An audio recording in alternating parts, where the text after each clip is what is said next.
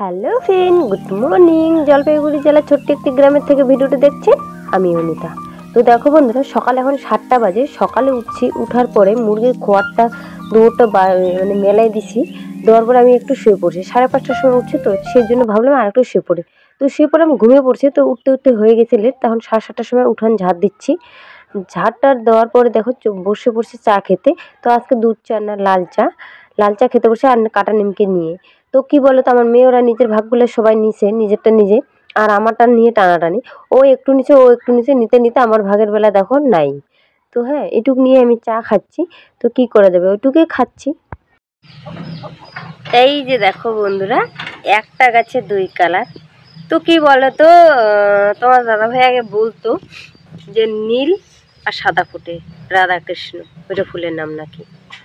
তো যাই হোক, তো আমি এখন এই গাছটা মানে লাগিয়ে এখন বুঝতে পারছি যে 2 কালার ফুটে না। এটা আগে ফুটছে, হ্যাঁ, এই কালারে ছিল, নীল কালার ছিল।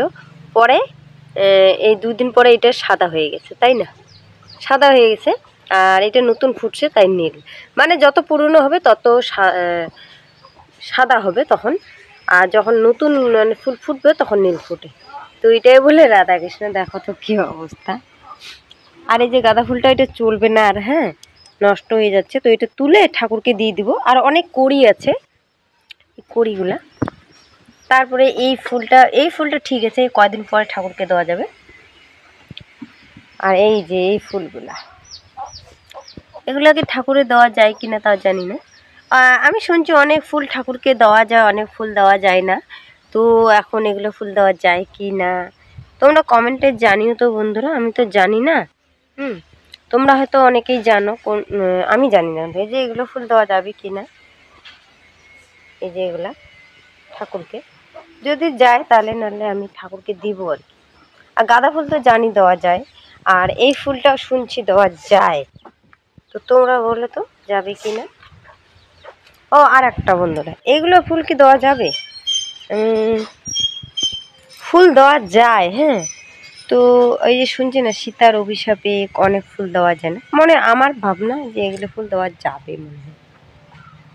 এগুলা এখন কি, তোমরা একটু প্লিজ বলো তো। দেখো, সোশ্যাল মিডিয়ায় আসছি, তোমরা অনেক কিছু জানো, হয়তো আমি কিছু জানি, হয়তো আমি জানি না, তোমরা জানো। তো একটু বললে ভালো হবে আর কি। তারপরে দেখো চলে আসছি বিছানা গুছানোর জন্য। তো এক বিছানায় আমি ল্যাপটপ সবগুলো রাখি, হ্যাঁ। এক বিছানায় রাখলে কি, আর একটা বিছানা খালি রাখলে এলোমেলো হবে না। আর বাচ্চা বাড়ি থাকলে তো জানোই, তো এই একটা বিছানায় গড্ডাগড্ডি মানে করে। তো এই বিছানা, আমার বিছানাটাতে বেশি করে, তো এইটা বিছানায় খালি রাখি। তারপরে দেখো কাপড় চোপড়গুলো একটু গুছিয়ে রাখতেছি। জানো বন্ধুরা, ঠান্ডা এখনও যায়নি, আর আজকে প্রচণ্ড হাওয়া করতেছে, হ্যাঁ। কাপড়গুলো ধুইছি, তো শুকাইছে, তো সেই জন্য চেয়ারের মধ্যে রাখছি। কালকে কিন্তু আর গুছানো হয়নি, তাই আজকে একটু গুছিয়ে নিচ্ছি। গুছিয়ে আমি ভাবলাম একবারে রেখে দিব।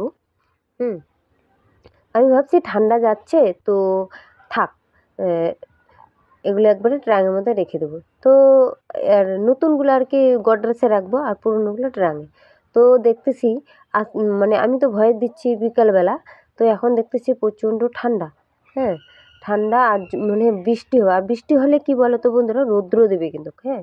আকাশটা পরিষ্কার হবে। তো বৃষ্টিও হচ্ছে না, কিন্তু মেঘলা মেঘলা ভাব, বৃষ্টি হবে মনে হয়। তারপরে দেখো আমি এই যে গডরেজে রেখে দিচ্ছি জামা কাপড়গুলো। রাখার পরে চলে আসছি দেখো বন্ধুরা আমি খেতে। তো সকাল বাজে এখন 11টা, খেতে বসছি আলু সিদ্ধ ভাত। গরম গরম আলু সিদ্ধ ভাত কিন্তু খুবই ভালো লাগে, তাই না? তারপরে দেখো অনেক কাজ করার পরে কিন্তু বিকেলবেলা চলে আসছি আমি ঘুম থেকে উঠে চা খেতে। আজকের মতো এই ভিডিওটা এই পর্যন্ত। আর নতুন হয়ে থাকলে সাবস্ক্রাইব করে পাশে থাকবেন।